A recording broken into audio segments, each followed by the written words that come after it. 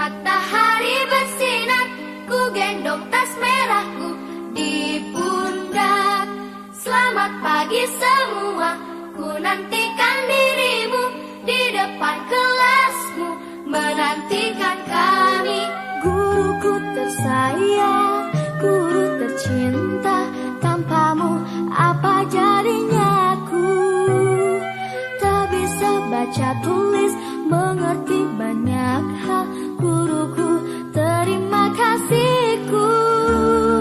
Nyatanya diriku kadang buatmu marah, namun segala maaf kau berikan.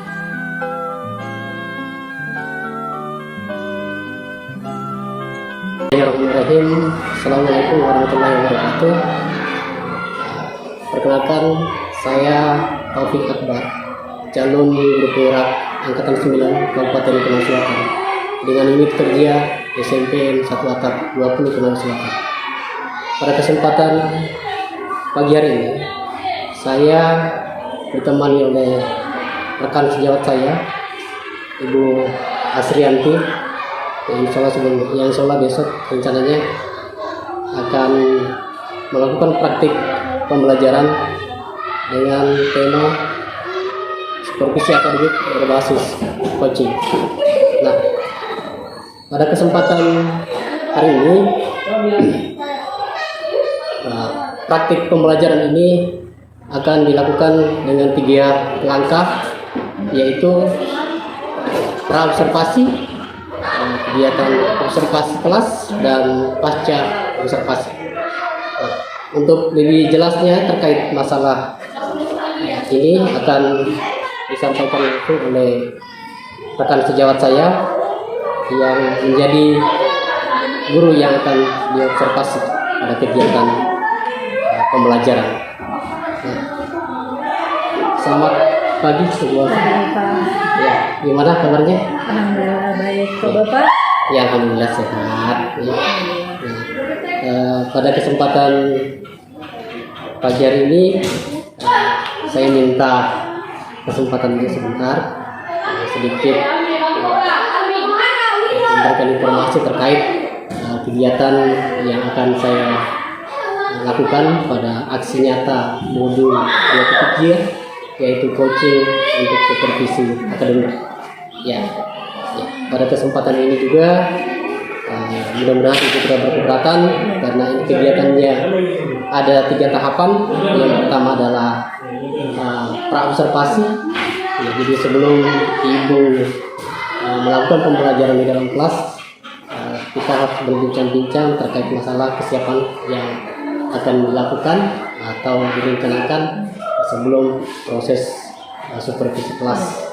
Ya, kemudian setelah kegiatan praobservasi ini, apakah besok atau apa yang sudah rencanakan, kita akan tindak lanjut dengan kegiatan observasi kelas.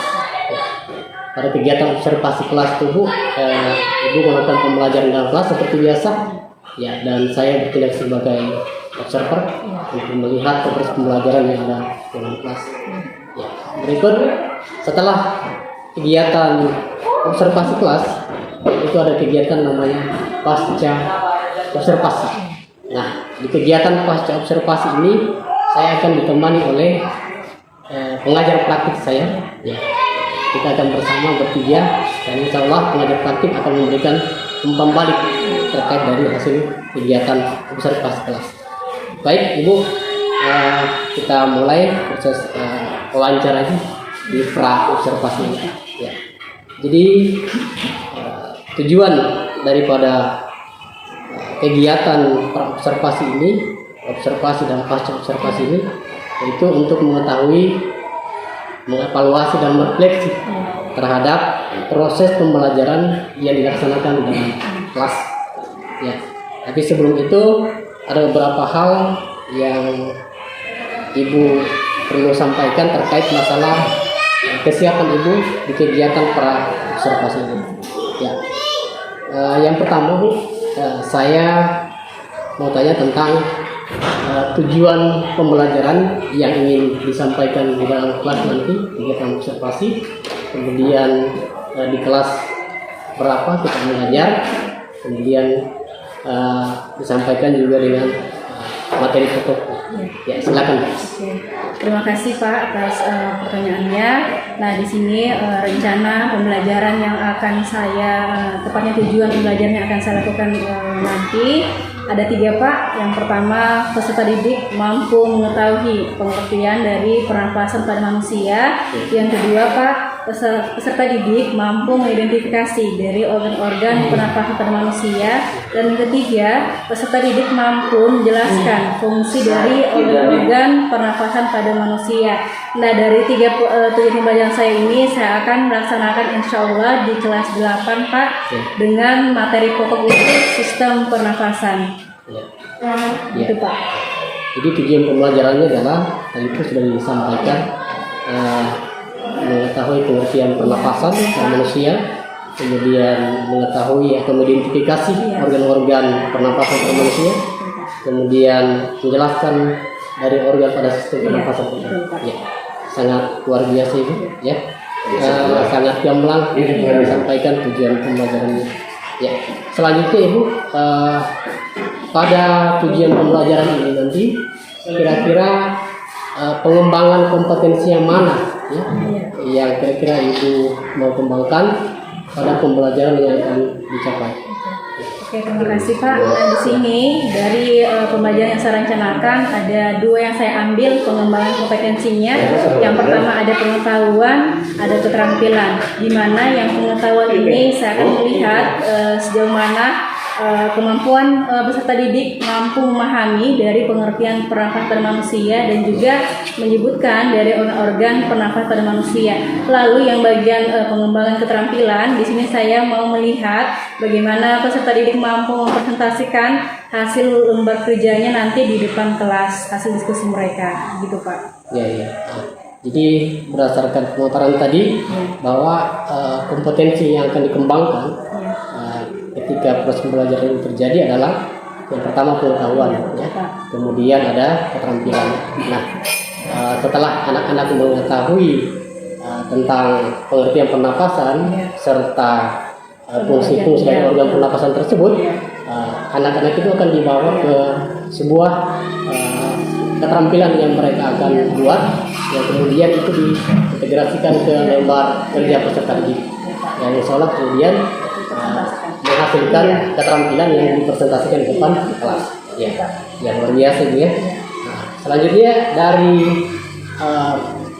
perencanaan yang dilakukan itu, kira-kira Ibu menggunakan strategi, metode, dan model pembelajaran seperti apa?